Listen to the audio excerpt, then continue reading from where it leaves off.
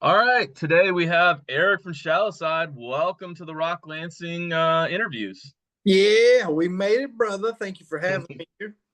I actually met you last year at Rock for Vets in Harrison, and that's where from there I was like, yeah, I was like, if it works out, I'd love to book those guys for Rock Lansing because I think it's a perfect fit for what the type of bands we want to have. Dude, that's awesome. You never knew who you're gonna meet when you roll up at a festival. Met you and you was like, "Hey, I got a festival in Lansing. You should come and hang out over there." And of course, I was like, "Yeah, sounds like a party." Next thing I know, you're like, "No, no, no, it's a huge festival in Lansing." I was like, "Yes, this is gonna be an awesome time." Pumping. Yeah, he just obviously it shows like probably people say a lot of stuff and you're like, okay, if it comes, it happens, it happens. But it's like, until you kind of see it to fruition, sometimes you don't you're like, is this guy real or not? Is he Right. just bullshitting me? Yeah. But yeah, and I'm excited about having you guys on the bill and um so I kind of first I'd like to so I looked up on I looked on Google and they said like it said you guys are a modern rock sound incorporating elements of classic rock and pop. Is that fitting for what represents you guys? Uh, is I guess yeah. I I guess that it could be considered a little poppy at times, where I guess the melodies are Mm, yeah. smooth sailing, easy to sing to. And then the classic idea is that Shallow builds a pretty standard song format. So I guess those two things could be married together in the idea of Shallow. That's one thing that's very tough to. It's almost like trying to be on the phone and describing yourself to someone else. Like, what do you look like? And you're like, Yeah. oh, dude, I don't know. I just look at it all the time. I don't know. It looks like this, I guess. I don't know. So like trying to figure out like what we sound like or who we sound like. I also have to just look in the mirror and just point my finger and be like, sound like that. That's what that sounds like that guy, that one right there. That's so me. But then to think about it, like, I don't know what would be like your first take? Who do you think we would sound like if you were to be like, these guys probably in this zone. I would say that you guys possess similar, a little bit similar elements that Creed does, in the sense that you have a heart, you have a you have you have great vocals, and you have like a pounding guitar. I mean, it's hard rock, but it's like has very good melody, and it's not like a lot of the I don't know, like newer metal these days where it goes from guttural to clean vocals, that type of thing, where you guys kind of always have the clean vocals and it's catchy, it's melodic. I guess you'd probably kind of consider it in like post grunge type of style. Definitely post grunge, right? Like that Mhm. genre for sure. Definitely where we sit in. I'll take Creed though all day. If I Yeah. get like the pecs and the abs going on like that, that would also make me Oh, laugh. like Scott Stapp. Yeah. He looks Yeah. great. He looks great. My Creed's fine, but Alter Bridge is probably more my jive because I think Miles Kennedy is just an incredible guitar player and he has this incredible voice. No Uh, doubt. No doubt. but My is a big. so I guess kind of like coming up, like what were some bands that like influenced you? Was it like grunge? Was it It like would was it? be the post grunge era of rock and roll for me that like really inspired me. So I heard rock growing up, and in my mind, what rock growing up was like was Bob Seger. It was on some different occasions it was Kid Rock. It was Yeah, was like some it was Creed that like joined in to the fire, and then Nickelback came in, and those were like oddly enough, and I don't want to say that like those were my inspirational takes, but like those were inspirational and influential bands right there. Like to say that, like, because now everyone's coming back and being like, no, I was always a Creed fan, but like there was so many Creed haters in the day that you look around and be like, oh, so nobody listened to Creed. We were just all randomly inspired by Tremonti's guitar. What do you mean? Tremonti's a killer guitar player. Everyone Yes. those guitar Yeah. licks. And the song are People don't seem to know that. I mean, he's a hell of a guitar player. And I don't care what anybody says. If you listen My Own Prison from start to finish, it's a quality album. quality. Um, their second album, my favorite Creed song is What If, because it's their hardest song. Like it's just a killer song. But a lot of I think it was the Human Clay, I don't know, with Arms Wide Open, you kind of lost some people there. Yeah.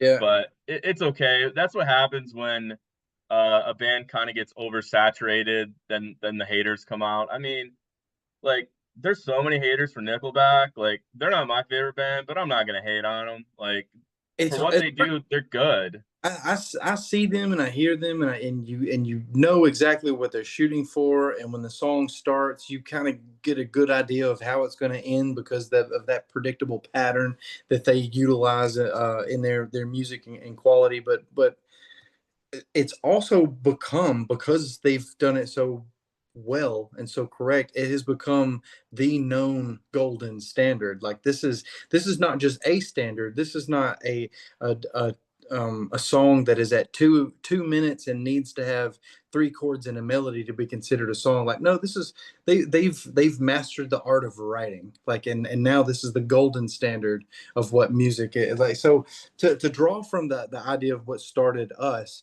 it would have been that post grunge world where Seether takes over and Chevelle comes in and Breaking Benjamin is at the forefront and Shinedown starts cutting their teeth on the main international stage. Like those worlds collided when I was able to look at a piece of paper and put words down with melody. Like that's where that came from. Now to go like at an earlier age for me, it was like a lot of Christian music. I grew up in church.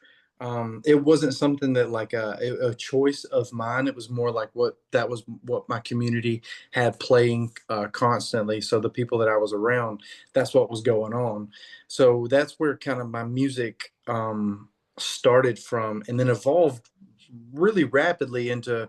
I had three older sisters, so it was pop music, but then my grandmother was always around and she loved Motown music, but she was also the music director at the church. So like those two things were like very influential to me, that I love that. I love the blues, and that world held very strong with me.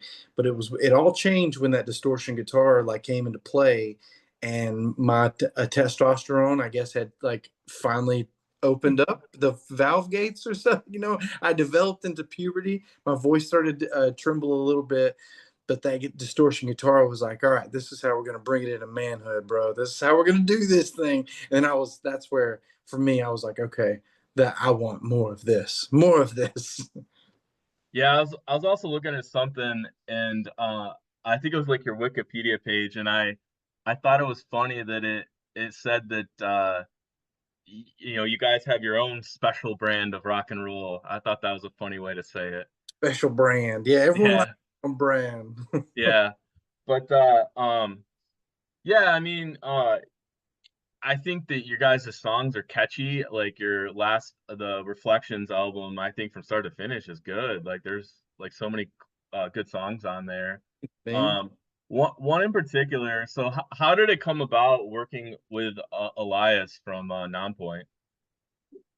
We were at the Northwoods Rock Rally in Wisconsin. Now, that's like up north Wisconsin, would be considered like the UP area of Michigan. So like real far up there, basically Canada with an American flag. And we're up there, we're hanging out, chilly night, great festival, hometown vibes in this space. And we had already wrote the songs, the song Filters, and it was finished, but it wasn't completed. There was a part of the bridge that was like, it didn't need a solo. We tried to offer it a solo, it just couldn't fit, didn't sound right. we went back and forth and ultimately had just shelved the song. It was just like nothing to do with it. Playing this festival, I'm sitting back. Last act of the night was on. Place was packed out, and like it had been a long day, but the festival was still rolling hard, and the fan zone was like the energy was through the roof, and I just remember looking around and be like, man, this is pretty electrifying right here. Like what is the energy? And I realized I'm like, oh, obviously it's because Nonpoint's on stage and they're ripping it. So I'm hearing the cadence and I'm remembering the songs, and I'm like, yeah, oh, I know this one, I know that one. I've been a fan of those dudes for a long time, and it's like yeah, I heard that album. I listened to these songs before, but then you see them live, and you've seen them live before, but it's kind of secondary nature. But then all of a sudden I'm hearing the cadence in the back of my head, and then that song, "Filters," that we had finished writing several weeks before and kind of shelved, was like representing itself in my head as I'm hearing Elias up there, and I'm like, "Oh my god, that's the voice, that's the bridge, I need that." End up hanging out with them after the show, and our bass player, Sam Bauer, he ends up, which is a phenomenal musician, by the way. I must mention he is a great singer, he's a great pianist, he's a great guitar player, plays bass, can literally do everything. Also, pretty good cook, and he whipped up some black and salmon sliders. So we had this huge plate of black and salmon sliders, probably 30 of them, and the dudes in Nonpoint finishing up their show, they roll by and we're like, hey, grab you one of these sliders. We kick it with them for probably the next 45 minutes to an hour. And we pull Elias to the side, and I'm like, bro, I have this track. You can say no and forget I even exist. You can just not even say no, turn around, walk away, and act like it never happened. I'm going to appreciate it regardless, and you can just forget about it if it's not something you're interested in. He takes a listen. He's like, this is pretty cool. I'll get back with you. Is that going to happen? Absolutely not. Not in my mind. You know what I mean? He just Yeah. out, and he's going to roll out. It's at a festival, like you said, 1,000 people say 1,000 things. So he rolls out, comes back, hits me up 2 days later in an email, was just like, send that track. And I'm like, oh, okay. All right, here we go. Send it to him. Next day, he sends it back just laced up, ready to go. I was like, oh my God, this dude. And that's how Filters came about. The song had been finished. Elias comes in, rips the bridge of it, and then throws in some harmonies and some back pieces, and we was like, yeah, this is exactly what we needed. Came out flawless. It was delicious. They actually were the co-headliner last year for Rock Lansing, and they killed it. Yeah. And he came out for a Taproot set and sang on favorite song with Oh, that's Taproot. they Yep. had a track together. Yep. He Yeah, and like that was I told him when we were recording ours, I was like, dude, you're like rock and roll's T-Pain right now. Like you're on everyone's tracks. yeah. I mean, the thing with Nonpoint is like they just keep chugging along and keep making good music, and it's They're it great people, hardworking dudes, yeah. and salt of the earth type people. Good people. Good people. Yeah, I mean, I remember they were sitting in the back eating, and I was like, "Hey, man, like I got a poster, will you sign?" And he's like, "Yeah, no problem." And like they were just like super chill and stuff, and they killed it live. I mean, they just put on a high energy live show, and for a band that's been around as long as they have, sometimes you don't see that anymore. Right? You know, so I give them a lot of props, and you know, they're doing some great stuff. Um, I wanted to kind of go back to your guys' first album, kind of Sound the Alarm. The song Sound the Alarm. That's kind of like your guys' at least on Spotify. That's like your like most viewed song or listened Yep. to song. Can you tell a Yep. little bit about that? Yeah, man, that was kind of a that was our first album. Now we had put out about 3 EPs before this, and that's the EPs for local bands or regional bands or bands just now cutting their teeth is so necessary because we have nothing. We are nothing. And to the world we are and will always be nothing until you can afford about a $5,000 CD that will also become nothing. It'll do nothing except for allow you to put your name on a piece of cardboard, and that's where it start changes. So like our third EP in, we're like, okay, I think we're getting the hang of this thing. Let's sit down and write a full album. Sat down with Elvis Basquet in Orlando, Florida. Elvis Basquet is the guy who has put out um, 3 Days Grace, Chevelle, Seven Dust, Tremonti, Alter Bridge, and then like he has accolades that stretch from where you are to where he is in Orlando, Florida. So like it's the list is just forever. And sat down with what I deem to be a genius in our field of rock and roll, and wrote the song "Sound the Alarm." Now, when we started the song, it needed in my mind, I needed to have some type of anthemic punch that would allow me to kind of like speak in two different tones at the same time of you might as well live life to the fullest, and also it doesn't matter if you live life to the fullest, we're all going to die, so you might as well, or you don't have to, and you could still just be lonely, miserable you. That's what the song in totality came about. And I needed something to riff right off the jump of the song, and as it starts off, it builds into like a and it's very wide open with this open space. And I was like, you know what, the best way to start a conversation off is in full transparency, even nudity, just being completely naked. And then as we were sitting there, they were like, you can't just like talk about being naked and people are going to get it. And I was like, well, maybe we just tell them we like to see them naked, and that'll be good enough. Sure enough, the song starts off with "I'd like to see you naked." So like, Yeah. that's where that song came from, where it started at, and then the video was actually recorded in Red 13 Studios in Massachusetts with those guys. So that song has a stretch of the entire East Coast of recording and visualization that really gave us a huge anthemic sound off for that Saints and Sinners album. Well, and what are a couple other songs on Saints and Sinners that that you're proud of or are your favorites on there? I really like the song, and we performed this song live, called "No More."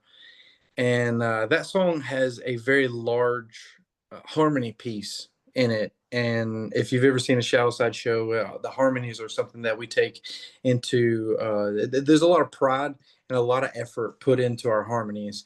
So that song really showcases that. That's a super fun song to put on display right there from that one. And then you know I think the way that the album starts off would be another one of my favorites. It gives a very theatrical starting to the album with the song Revival.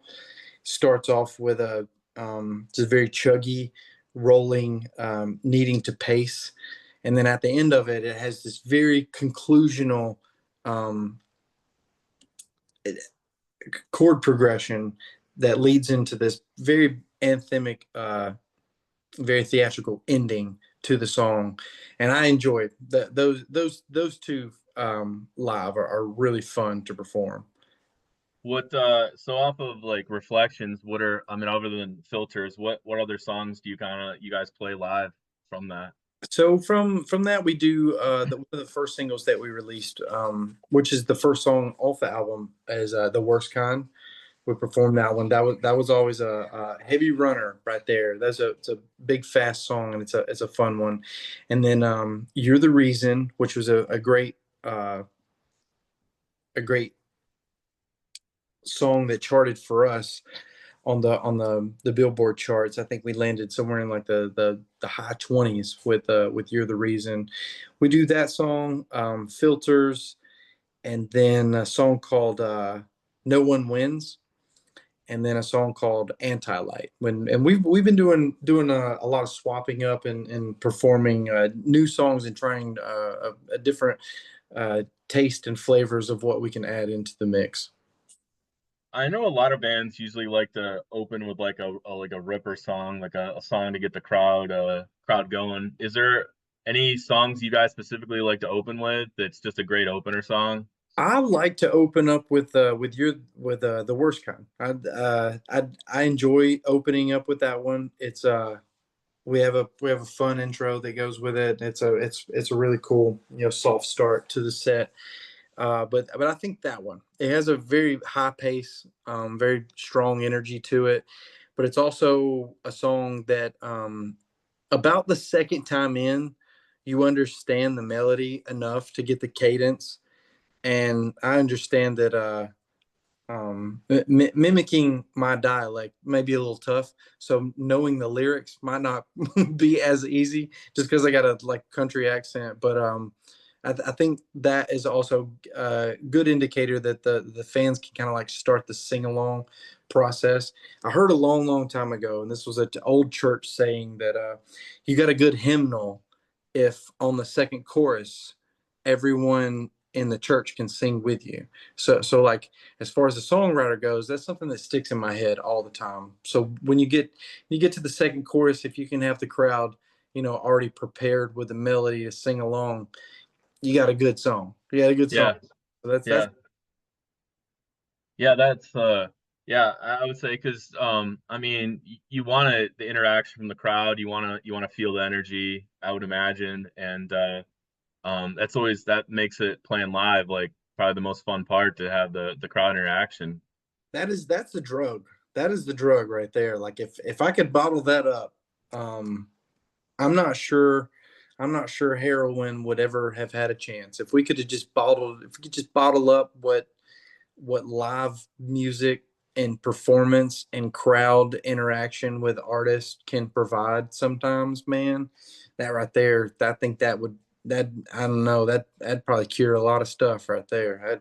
That'd definitely cure a hangover, I know for a fact. Yeah, for me, it's like with like putting on festivals and events, it's like I just like seeing people have a good time. That's like rewarding for me. Like last year at Rock Lansing, seeing like kids with their dad out at the show, I was like that makes it worth it, man. Like it's just really cool, and just because I mean I have twin 10-year-old boys, so like No, yeah. dude, that's a full-time job right there, bro. It is. Yeah, they're a couple just like me, a couple of ADHD Dude, I love that. creatives. Yeah, So, but yeah, I know it's cool seeing people have a good time, and I always think of this saying that Neil from Motley Crue, Neil Vince not Vince Neil. Is it Vince Neil? Vince wait, Neil. Yeah, he said that he's like people are coming to concerts to come to shows to forget about what crap they have going on in their lives, and they're looking for a couple hour escape, and I think that's kind of on point. It's like people are coming out for a good time and to forget all the challenges they had that week or last month or last year, and um yeah, and that's what we try to do is put on a killer show that people have a good time and want to come back.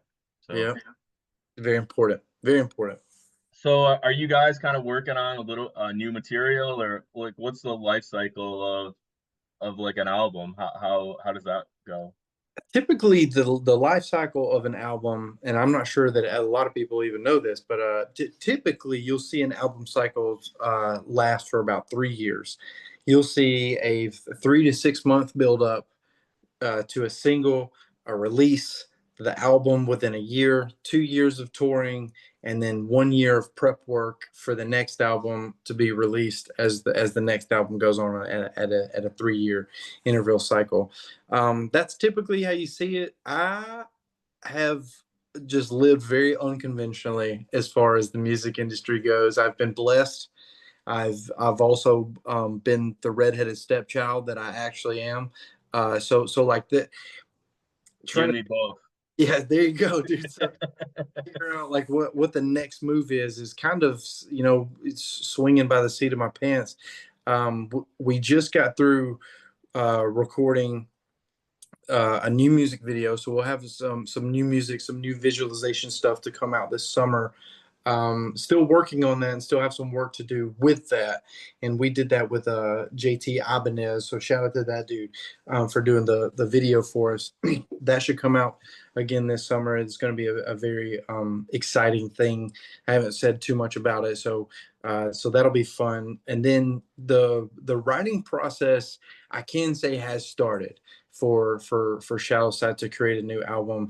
Now, like what that looks like is for me right now is basically looking at paper with lines on it. Like there's no movement. There's not a lot other than like here's the boundaries I want to stay in, but I'm also very not very good at following the rules. So like as soon as the rules are set, immediately I ADD and just start to get into my creative process, and I'm like, whoop, all right, forget about all this stuff. Let's go wild with it. So it has started, and there is stuff in the pipeline. So I'm hoping that we could probably see something from us, very soon, very soon.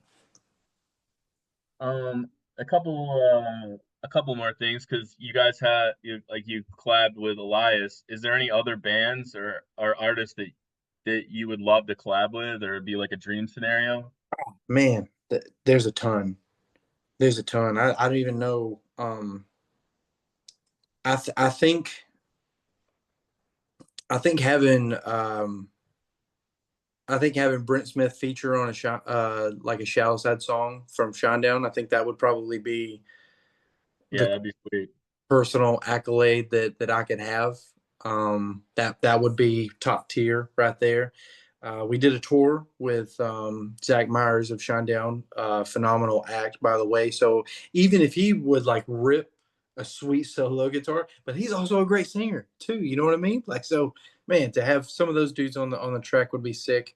Um, to have Seven Dust would also be a pretty intense, strong, passionate sound. He's a beast on the mic, so that would be fun. Man, I could probably just go for days and days and days on on Yeah, on who. I think Any Given Sin, like his voice and your voice together, that would be interesting. Yeah, he has a great voice too. We did a I tour forget together his name. with him and or with Any Given Sin, and again, dude, great guys, Hmm. and Yeah, it sounds like I'm just over here like stroking everyone's ego, dude. But like, I've literally sat down and had a beer with all these people. Like, they're cool people. They're great guys. Like, we have a really interesting industry where people that are successful, doing good, trying hard, and working, putting an effort in, they're solid people. They're great people. They're great people, and in the industry that we work in, we're able to provide each other like some gossip about some other sides of the world, and I don't hear that so much about the hip hop in the country world. I hear there's a lot of dicks, there's a lot of jerks, a lot of like prima donnas, a lot of rhinestone cowboys, if you will, in that world. yeah. Yeah, well, as you get like bigger, I've there are some rock stars that are can I've heard that of, but you're gonna get it anyways. But I definitely like the people that we work with that are just cool. It's like I'm a chill guy, like I'm not like a just a chill guy, and I don't want to I don't want to work with people that are super difficult, and it's like we're doing our best and trying to pull the bar bargain, and so that's just like what we try to do. And yeah, it's more fun to work with people that you kind of like are collaborating, and you're just like cool, like that. It just makes things easier when people are just easy to work with and Right. stuff like that. And um that I remember standing there, like it was 9 o'clock in the morning, and all these buses were coming for last year's Rock Lansing, and just like I don't know what to expect. I don't know any of these people. Like I don't know how hard or difficult this day was, and luckily, like everyone was really cool. Like Nonpoint guys, Taproot guys, Any Given Sin, they were all like chill. Even our fire was super chill, and I knew the Virtue guys a little bit because they're from Lansing. Right.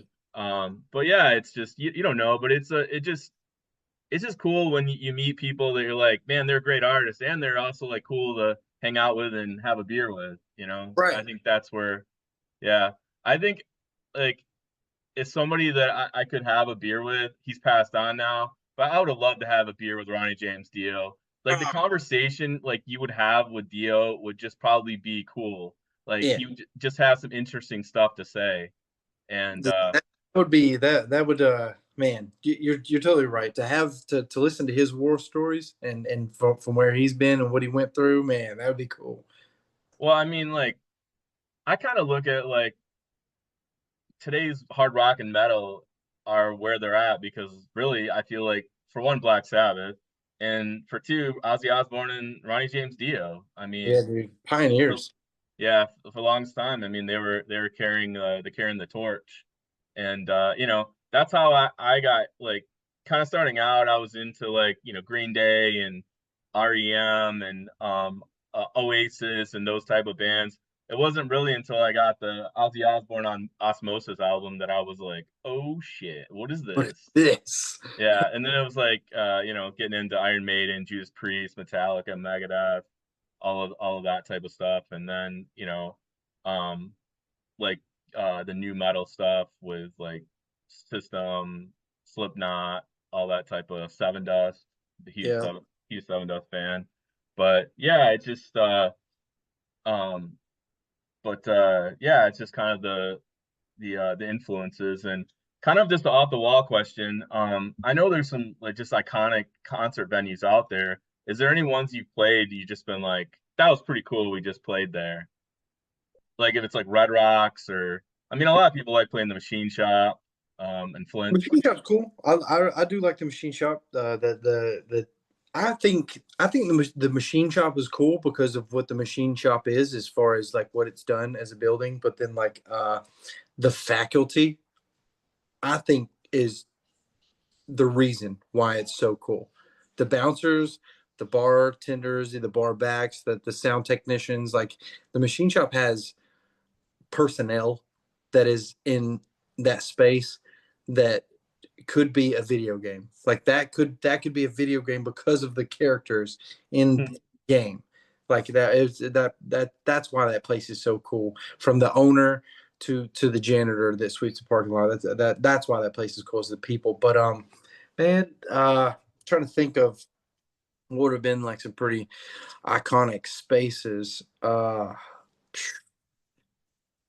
We played um we played in Florida once before, and I cannot remember the bar to save my life, but the beach that it was connected to was uh clothing optional. And I feel like that was pretty iconic. I feel like there was a couple of ladies out there playing bigger bass strings than what we had, but it was that was an iconic space. Probably never see that ever anywhere else, only in Florida. And then we played some cruises before that I thought like why are we even here? How did we get here? We're on a boat playing rock and roll right now. I thought like that was always a crazy time. And then man, I couldn't really pinpoint any specifically that to point at them and be like that was the one. That was the way that it did it. Some of the best shows that we've had was more of like a it was just like it was the vibe. It was the space to be. Brings me back to a memorable time where we were in Parkersburg, West Virginia, playing at this place called the Fishbone. It's right there on the river, on the Ohio River, and My Darkest Days is headlining, and we're direct support for those guys, and they are on huge kicks right now because Porn Star Dancing is number one everywhere across the world, and the place is packed out. And oddly enough, in small state West Virginia and small town Appalachian world with population, 15,000 maybe, there were every bit of 7,500 people standing there, and that place was electric. It was on fire. That was a fun time, and I think maybe throughout at least my career, I'm going to continue to find myself like less in the space of where we're at and more in the environment. Like Yeah, cool it's because of people. like the electric shows and just Yeah, yeah. Yeah. Yeah. Everything was just hitting that day, you know. Yeah. Yeah. Yeah. Well, I think we're gonna finish up. If you can, off the top of your head, what are the top five post grunge albums that of yours? Top five post grunge albums. Man. Right off the dome. Okay. I must pull these out. Let's see. I'll go with uh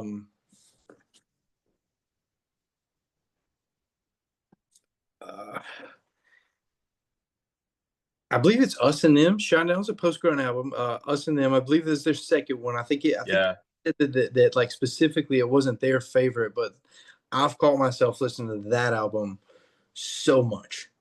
Probably the most out of their collection there. And then I'm trying to think of man, what was is it Venus Sarah from Chevelle? I think so. Yeah, That the album's called. They always got weird names. So like yeah. man, it always messes me up too because I got like a below average education level. So that's not good. See here. Um Tool, big fan of those dudes. Tool, as Tool's more, and they're progressive. They're in they're Yeah, they're more like I would say they're a little more prog rock. They're definitely prog rock. definitely prog rock. But what other bands from that era? I mean, you would probably consider in the post grunge, you'd consider Creed, you would consider um uh maybe even Alter Bridge. There Was was 10 years, I would say is a little post grunge. we actually toured with those dudes. We recorded with the guy who recorded their song uh Wasteland, right? That's Hmm. their hit, right? Wasteland. Yeah. Um Hmm. And that was Travis Wyrick who did that. Knoxville, Tennessee. Shout out to that guy. He's a brilliant mind. He took us on. He took Shallow Side on. The year was 2010 or 2011 or so. He shouldn't have, right? We're talking about a producer who has a bucket full of Dove Awards from Christian rock music, and then nominated for a handful of Grammys, and he has a handful of Grammys too. And then in walks these dirtbags from North Alabama, Shallow Side, dude. Like we should not have been there. And I think he smelled it on us as soon as he saw us too. He was like, "What did I get myself into?" But he gave us the benefit of the doubt, worked diligently, and we created two songs from that. But after that, we ended up running into the guys in 10 years and created a pretty cool relationship with those dudes. So, um, yeah, I would say that they definitely had a that first album that they put out. What was it? It was the white album with the little girl. Yeah, I don't know it offhand, but yeah, I know album you're talking about. I think I could draw the pictures before I could tell you what they're even called. Uh, Well, what about bands like Days of the New? Um, like I would probably say they're probably post grunge, and I don't know, this Candlebox could be considered grunge, but they also could be considered a little post grunge, because they hit later than Pearl Jam, STP, Nirvana. yeah, Candlebox was also another like man, just this talking about these bands are like bringing me back to like so many childhood thoughts where I was just like playing basketball with the radio too loud, and then the neighbors are like, "Why are you being a jerk?" And I'm like, "Have you never heard this song before? Like, are you not in Yeah. feelings right now?" The self-titled Candlebox album is probably in my top five for albums of the 90s, and that's like, I mean, that's saying a lot because there's so many great albums from like Soundgarden and So Nirvana. great. I like the 90s and early 2010s, but like that's where I also can confidently say that that's where I was like waking up as an adult and hearing music for the first time as a taste of my own. So like I completely agree with you. So many great albums from those 2 decades right there. So many inspirational artists too that some of them are still doing it. Like we're saying, like Nonpoint, they were crushing it back then too. Hmm. Still they're doing it today. Hmm. Yeah. Yeah, I mean, and you're not really seeing that from, I mean, now that like, I mean, new metals kind of have a, I guess, resurgence, but I would say they've been active the whole time, where some of the bands in that era haven't. So same with So Seven Dust and stuff. So yeah, it's really cool to see. And but so you'd say Shinedown's second album. You'd say the 10 Years is first. Um, I'd probably go with Chevelle's second, and then also Breaking Benjamin's second album. I wish I knew the names of them, dude. I'm such a douchebag right now, but is isn't it the World So Cold, or that? I think that's on their second album. that's their second. Yeah, yeah, that was the second one because they Polyamorous was the first one. Yeah, But yeah. Killer Band. Uh, Man, what was it? Was another one? I was looking through a list of post grunge bands just now and saw Eve Six. Dude, Mhm. we played with those guys. Great band, great band. Yeah, Days of the New. I feel bad about this one. I forgot about those dudes. Forgot about that one. Yeah, I mean, it was that's what um so Days of New became the Travis Meeks was in the band, and then they what was the band that they became? Tantric. But the rest of the Days of News got they the rest of the guys in the band aren't in Tantric anymore. They were on the first couple albums. Oh, okay. And then there's Puddle of Mud too, dude. Have you had a chance to meet those guys? Have you met Wes? I haven't met Wes, no. Dude, we had I'll tell you the story and then I'll stop bothering you with the stories. So he's on a tangent, right? He's in the news again. And we're playing a show with him in Clarksville, Tennessee, and he gets on stage and he tells the crowd that one of the people was trying to steal his house. No, we're in West Virginia, and he's talking to this person whom I'm certain cannot afford a house. Was saying Wes was telling this dude that that person had stole his house in like Los Angeles somewhere, a place where the person in West Virginia has never even seen before, not even been past the mountains before. And Wes is like, "You stole my house." It gets worse and worse and worse and worse until he throws his guitar down, storms off stage. The next night, we're in Clarksville, Tennessee. Same thing, except for he had told someone else that like, "Are you're trying to take my drugs away or something like that?" Plays Blurry two times in a row and grabs his backpack, walks off stage, leaves, causes an absolute havoc. The next night we're playing together in Birmingham, and the same situation happens. Now, third night in a row, we had finally like got into this like routine of like, okay, we like these people. A lot of people go to see Puddle of Mud. When they do perform, they still play a great show. Wes is that guy. He's a great artist. He's an actual great rock and roll artist. So when they do play, it is a treat. So people still show up for it. But if they don't play, there's a mob and they're pissed and they hate it because they spent a lot of money. These are hardworking people. So we would play a show, extra show, play any song that they would want to after the show, and it got to this point where it's just like kind of saving our own necks to sell the T-shirts. Anyway, that tour wraps up. Never spoke a word to him.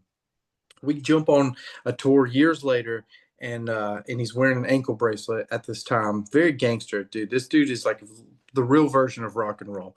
Every day, everybody nowadays is in the on the back, in the back room, in the green rooms, on the phones with their girlfriends and looking at their kids on FaceTime, and like that's what rock and roll is now, except for Wes Scantlin. He's still a real rock star where he's wearing like ankle bracelets and being followed around by the security. Like, don't mess it up. We got to, like, they're watching him, not so other people will attack him. And so he doesn't attack something or someone. Like, this dude's, he's that guy. So he's like, hey, man, I remember you from a couple of years back, man. You guys played a great show." And I was like, "Wow, dude, I can't believe you remember that." He was like, "Yeah, those were some wild times, weren't they?" And I was like, "Dude, you have no clue. You You have no idea, man. have no idea, dude. You have no clue how crazy that was." But again, bringing up the grunge bands, those are dudes we have toured with, been blessed to be around. Also fun guys, also fun dudes. That's good. Yeah, I've heard he's a little bit erratic. Um, and yeah, that's tough. It's tough when you're trying to put on a show if you don't know what you're getting. Yeah, That's a little tough. But yeah, he's got the rap sheet. I mean, there's a lot of people that say a lot of things. So, but I wish them well. I hope those guys do well. Um, I um, just just really fast. Were you ever into like Skid Row? Did you ever listen to those guys? yeah. I heard the Sebastians getting back with them. I No, thought that was hey, interesting. Yeah, they hate each other, but they'll get back together and do a reunion show. Okay. I did hear that they were offered a very handsome amount for the Skid Row original lineup, including Sebastian, to go back, and they were going to be a support piece for Motley Crue on that tour that was going on. But then they turned it down. So like, I don't know what it would take for them to come to the table on a good agreement that Motley Crue couldn't do it. So Yeah. I'm for it though. I'm for it though. Yeah. I'm A for it. lot of a lot of the grunge bands were kind of influenced by because Skid Row, yeah, they were kind of in the 80s hair band, but they weren't their second album is completely like it's hard. Like Yes, it's hard. It's much harder than their first with what is it like I can't remember a few of the songs on there, but I mean they got the hits. It'd be interesting to see Sebastian back with them. So thought that was like kind of be a fun thing to see. that would be sick. That would be sick Yeah. to see some legends realign. Yeah. So hopefully make it happen. Well, but anyways, I don't want to keep you, man. I appreciate coming on and excited to see you guys for May 10th at Rock Lansing tearing up the stage. Absolutely, man. Dude, we appreciate you guys having us out there, and we're excited to see everybody.